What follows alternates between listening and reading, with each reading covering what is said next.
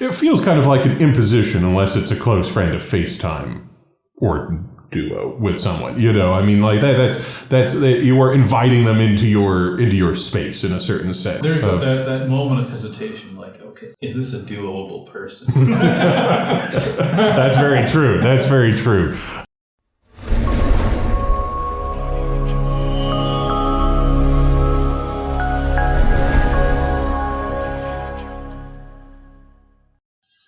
It's episode 13 of Closing the Social Distance. Today, Father Clement, Dickey, and I discuss one of our favorite topics, which is friendship. In the midst of the coronavirus epidemic, it's been a striking reversal of at least our typical understanding of how technology works with regards to friendship. Because typically, I think we're both on the same page on this, we do not have a high estimation of the role of tech in cultivating strong friendships. Yeah, despite, being a buyer of fancy tech equipment and a lover of great gadgets. We love tech. Don't get us wrong, folks. We love tech, but we don't necessarily think tech leads to strong friendships in every case. I think a strong friendship has to be nourished by that in-person contact. Absolutely. By actually sharing the whole, the whole of life together. Experiencing the range of what it means to be together. Yeah. I mean, typically when we think of friendship and technology, we think of things like Facebook, where friend is the ubiquitous and to use your favorite phrase, maddeningly ambiguous term. Because if you have 5,000 individuals whom you call friends, what does friendship really mean at that point? Like, is a human being capable of friendship in its most robust sense when it involves 5,000 people? What drives me nuts on Facebook is when you have a friendiversary. And it's like, would you like to celebrate the fact that you have been friends on Facebook for the past 15 years with this person? You're like, no, because I've been friends with them for 20 years. Like, no. Would you say that that's maddening? It is maddening. Mm-hmm. Like, it's not a milestone that we've clicked, You both clicked buttons. Yeah. That's a beautiful thing. It's a form of union. Communicatio, bro. Mm-hmm. Mm. And so have 200 people I have never met across the ocean who have decided to send me friend requests. They clicked buttons. Listen, that Nigerian prince has meant a lot to me. And the reason I keep sending him the Priory's money is because I understand the plight that he's in. It'll pay off one day and you'll be surprised. And won't you be embarrassed then? But I think that when you consider something like Facebook, it does bring up Aristotle's old division of different types of friendship. You have friendships of utility, friendships of pleasure, friendships of virtue. The last kind, the most robust sense of friendship, that is both rare, difficult, and most formative, deeply meaningful. That's the kind of friendship that people wax rhapsodic about, and that's the kind of friendship that's worth giving up our lives for, in a real sense. So I think the major risk of these technological friendships is that they're so limited in their existence. But that actually, there's an alternative risk that comes with this highest form of friendship, and that is that by maintaining these friendships that you have held from ages ago, that you don't enter into the place where you are. Yes. Because there's that tension, there's the tension between treasuring, nurturing, and maintaining those friendships that God has given us over the years, the things that have shaped us, the relationships that have defined us, and being present to the people you live with and the people whom God has put in your way right now. Your household, your priory, your family, the people who you're brought into connection with. And the way in which friendship really is a sharing of life. So it's really a living together. Yes. You can tell that because sometimes old friendships get stuck in the rut of just rehearsing the good old days. Which isn't to say that they're worthless or meaningless. It's just, you can tell that when all that you have in common to talk about are past events, from when you did have a shared life in common, then there's a limit to it, that suggests that if that's all that there is to talk about, that it really isn't still that complete sharing of life and sharing of oneself that a friendship can be. There's something missing. Yeah, absolutely.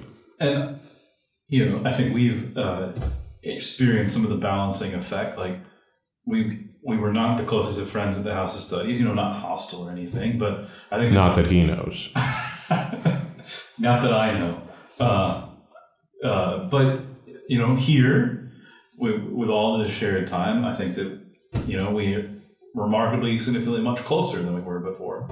That he thinks. Yes, I agree with that, just to be clear. No, and it's true, and that's the beauty of religious life. At the House of Studies, it was 80 other men, 50 other student brothers, within that set.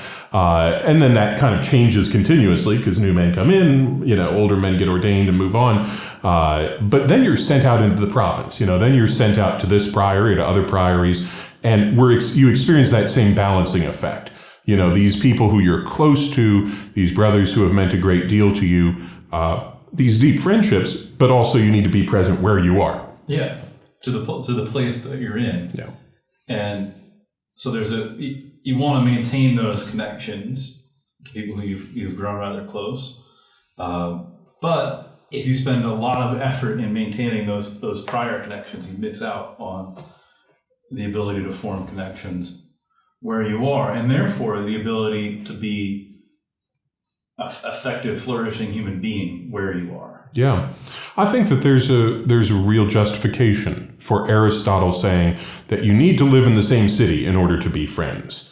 Now, there's a significant qualifier that I'm going to attach to that, but he meant that in the sense that because friends of the deepest sort, of the most significant sort, are those with whom you share your life, those with whom you converse about the greatest and most important things, the ones with whom you share the fruits of your contemplation. For Aristotle, that's you contemplate the highest good. That's the best thing you can do to be a virtuous person and be a happy person. And so the friends with whom you can do that, necessarily, at the time, you lived in the same city with them. If it was someone you only saw once a year or less often, then you really couldn't do those essential things of close friendship.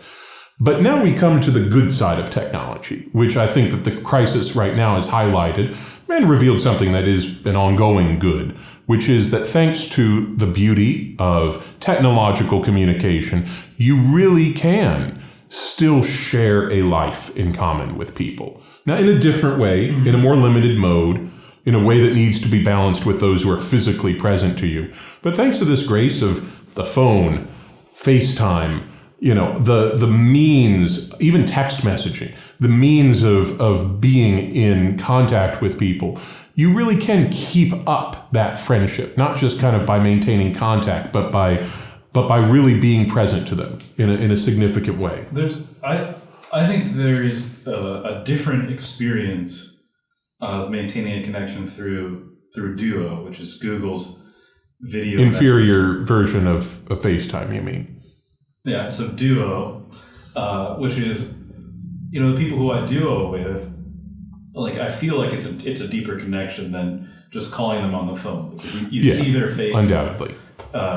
You see a little bit of their environs. It feels kind of like an imposition unless it's a close friend of FaceTime or Duo with someone. I mean, like that's you are inviting them into your space in a certain sense, and you're showing your facial reaction, and you can't just start doing other tasks while listening to them on the phone, and dealing with other things. So it's definitely a kind of a more intense form. There's that moment of hesitation, like, okay, is this a doable person? That's very true. That's very true.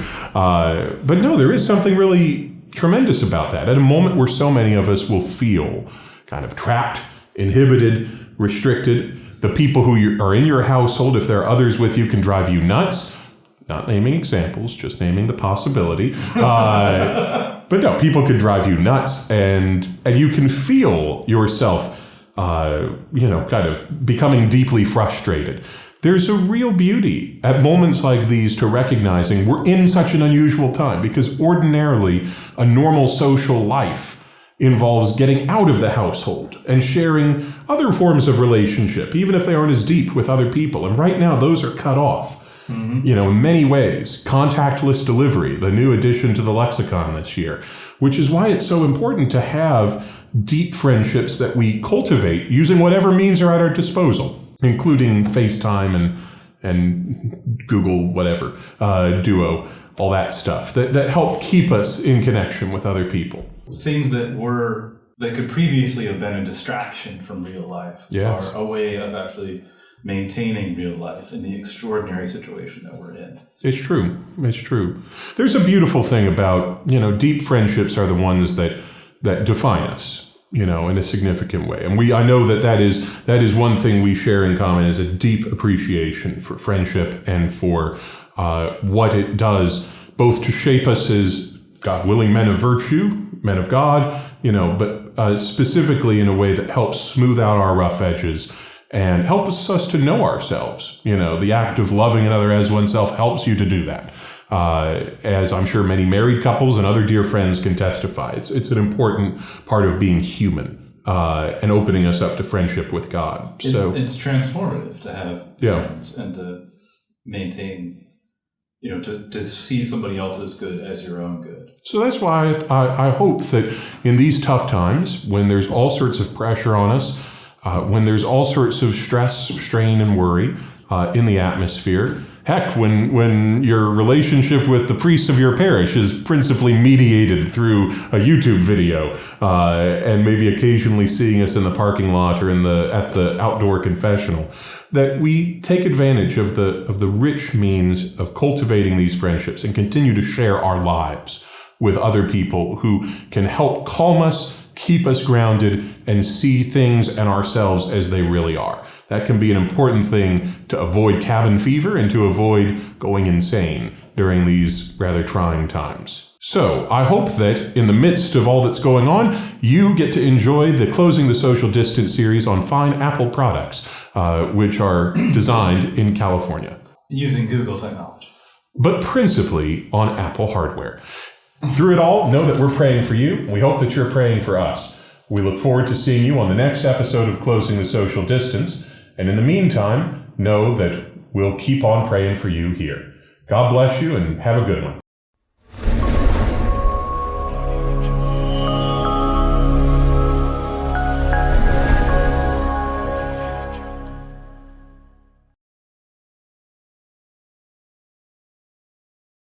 So I'm not a huge fan of the telephone. Really? I find it difficult. Voicemail's like the worst thing in the world.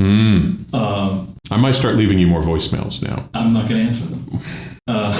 That's just how it is. But I have noticed that my closest friends I duo with. Sure. Which for those of you who are stuck in iCrap is the Google version of FaceTime. Is there a censor for Closing the Social Distance? Because I'm pretty sure that the iLife is anything but what you called it.